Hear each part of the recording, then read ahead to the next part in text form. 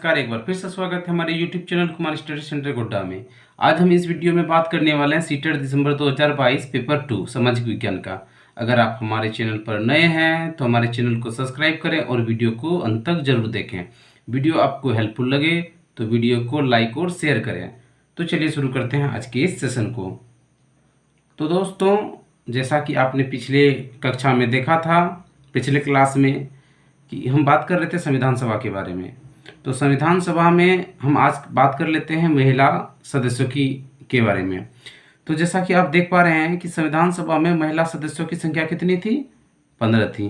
कितने सदस्य थी? 15। वो कौन कौन महिला सदस्य संविधान सभा में शामिल हुई थी, बात करते हैं। Number 1 Sarojini Naidu, number 2 Vijaya Lakshmi Pandit, number 3 Sucheta Kripalani, number 4 G Durgabai, number 5 Kamal Chaudhary, number 6 Purnima Banerjee, number 7 Begum Aizaz Rasul, number 8 Hansa Mehta, number 9 Annie Mascarene, number 10 Ammu Swaminathan,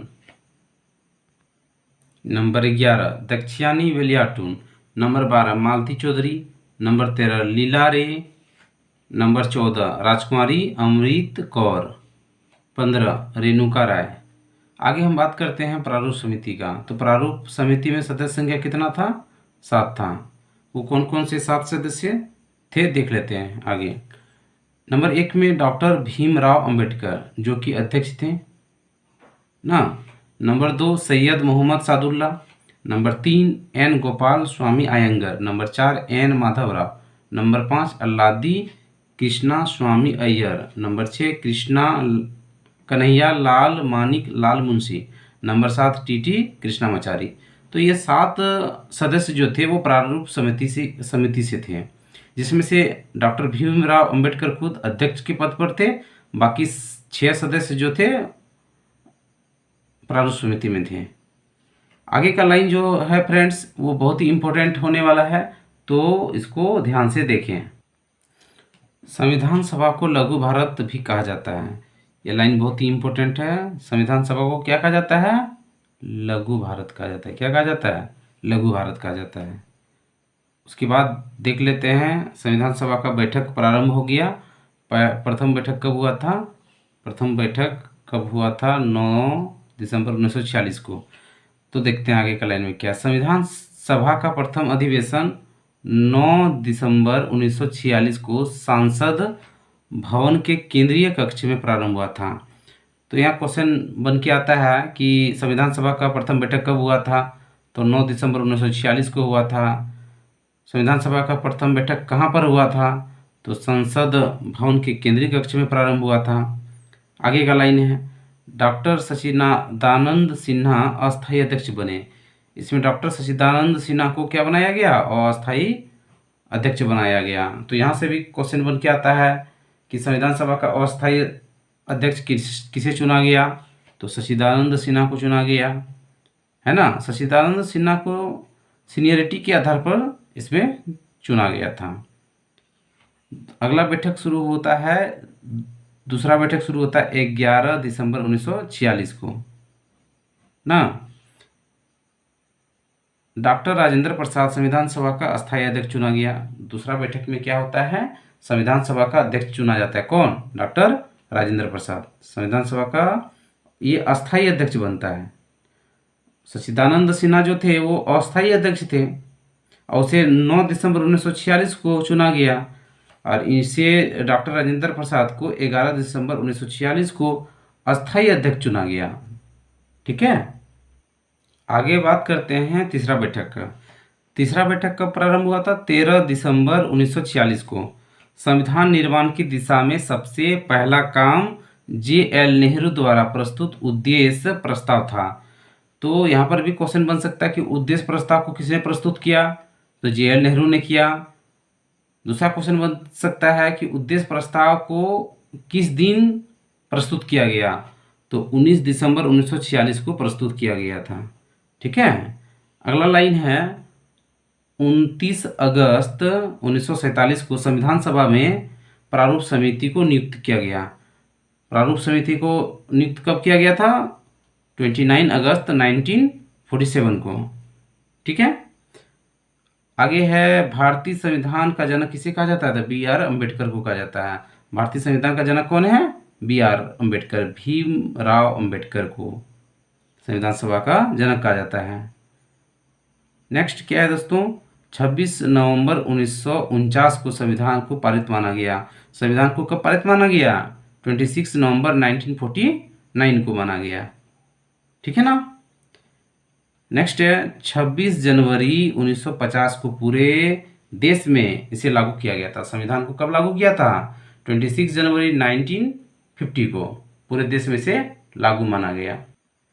संविधान निर्माण में लगा समय कितना? 2 साल 11 महीना और 18 दिन लगा था। संविधान को बनने में कितना दिन लग गया था दोस्तों? 2 साल 11 महीना और 18 दिन लगा था। मूल संविधान में 395 अनुच्छेद थे और 8 अनुसूचियां थी। ठीक है ना। ये एग्जाम पॉइंट ऑफ व्यू से इम्पोर्टेंट है कि संविधान निर्माण के समय में अनुच्छेदों की संख्या कितनी थी? तो 395 थी और अनुसूची की संख्या कितनी थी? तो 8। ठीक है ना। अब झारखंड एनसीईआरटी बुक में जयपाल सिंह मुंडा के बारे में दिया हुआ था, तो उसे हम आपके लोगों के बीच में शेयर कर देते हैं। ये झारखंड से संबंधित एग्जाम में बहुत महत्वपूर्ण बन जाता है, इसीलिए इसे ध्यान से देखें और सुने और समझें। यह जयपाल सिंह मुंडा यह खूंटी जिला के टकरा गांव के निवासी था। किस गांव का? टकरा गांव। टकरा गांव जो है किस जिला में पड़ता है? खूंटी। तो आपसे पूछा जा सकता है कि टकरा गांव, चूंकि एग्जाम पॉइंट ऑफ व्यू से ये इम्पोर्टेंट है जयपाल सिंह मुंडा, तो पूछा जा सकता है कि टकरा गांव किस जिला के अंतर्गत आता है? तो खूंटी जिला हो जाएगा। या ऐसा पूछा जा सकता है कि जयपाल सिंह मुंडा का जन्म किस गांव में हुआ था? तो टकरा गांव में हुआ था। ठीक है ना। तो ये 2-3 क्वेश्चन बन के आता है इस लाइन से, तो इसे ध्यान में रखिएगा। इन्होंने 1939 में आदिवासी महासभा का गठन किया। 1939 में आदिवासी महासभा का गठन किया। किसने किया? जयपाल सिंह मुंडा ने। कब किया था? 1939 में। ठीक है। और खुद क्या बने? अध्यक्ष बने। स्वयं जो है अध्यक्ष बने। आगे है ये संविधान सभा के भी सदस्य बने थे। जयपाल सिंह मुंडा जो है ये संविधान सभा के भी सदस्य बने थे। ठीक है। 1950 ईस्वी में इन्होंने झारखंड पार्टी का गठन किया। किसका गठन किया? झारखंड पार्टी का गठन किया। किसका किया? झारखंड पार्टी का किया। कब किया था? 1950 में किया ना। तो यहाँ पर भी 2-3 क्वेश्चन बन के आ सकता है कि जयपाल सिंह मुंडा ने 1950 में किस पार्टी का गठन किया था? तो झारखंड पार्टी का गठन किया था। यहाँ से ये सवाल भी बन के आता है कि झारखंड पार्टी का गठन किसने किया? उल्टा पूछा जा सकता है। तो जयपाल सिंह मुंडा ने किया। कब किया था? तो 1950 में किया था। तो इस लाइन से 3-3 क्वेश्चन बन के आ सकता है। तो ये एग्जाम पॉइंट ऑफ व्यू से ये भी बहुत महत्वपूर्ण हो जाता है। इन्हें मरांग गोमके यानी कि प्रसिद्ध नेता कहा जाता है। मरांग गोमके किसे कहा जाता है? जयपाल सिंह मुंडा को कहा जाता है। मरांग गोमके का अर्थ क्या होता है? तो प्रसिद्ध नेता होता है। एक लाइन से 3-3 क्वेश्चन है ना फ्रेंड्स, तो इसे भी ध्यान में रखेंगे। आगे बाबू रामनारायण सिंह के बारे में दिया था, उसके बारे में भी देख लेते हैं क्या है। बाबू रामनारायण सिंह चतरा जिले के तेतरिया गांव से निवासी थे ना। बाबू रामनारायण सिंह किस जिला से बिलोंग करते थे? तो चतरा जिला से। और बाबू रामनारायण सिंह किस गांव से बिलोंग करते थे? तो तेतरिया गांव से। एक लाइन में यहाँ पर भी 3 सवाल बन के आता है। ऐसा भी पूछा जा सकता है कि तेतरिया गांव जो है वो किस जिला के अंतर्गत आता है? तो चतरा जिला में आता है। बाबू रामनारायण सिंह का जन्म कहाँ हुआ था? तेतरिया गांव में हुआ था।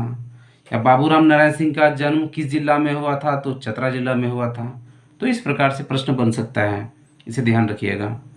इन्हें छोटा नागपुर केसरी कहा जाता है। रामनारायण सिंह को छोटा नागपुर केसरी कहा जाता है।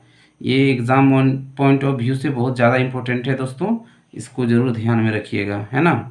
छोटा नागपुर केसरी किसे कहा जाता था? बाबू रामनारायण सिंह को कहा जाता था। यह उपाधि डॉक्टर राजेंद्र प्रसाद ने दी थी। बाबू रामनारायण सिंह को छोटा नागपुर केसरी का उपाधि किसने दिया था? डॉक्टर राजेंद्र प्रसाद ने दिया था। किसने दिया था? डॉक्टर राजेंद्र प्रसाद ने दिया था ना। आगे है 1946 से 1949 तक ये संविधान सभा के अध्यक्ष रहे।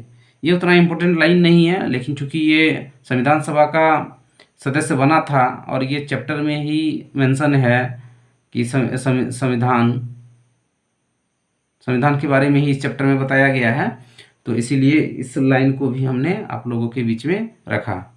ये हजारीबाग संसदीय क्षेत्र से प्रथम सांसद बने थे। सबसे पहले ये सांसद भी बने थे, तो कहाँ से बने थे? हजारीबाग से बने थे। ठीक है, तो दोस्तों आज की वीडियो में बस इतना ही। अगर आपको हमारा वीडियो हेल्पफुल लगा हो तो इस वीडियो को लाइक और शेयर करें ताकि और लोगों को इसका लाभ मिल सके। जय हिंद दोस्तों।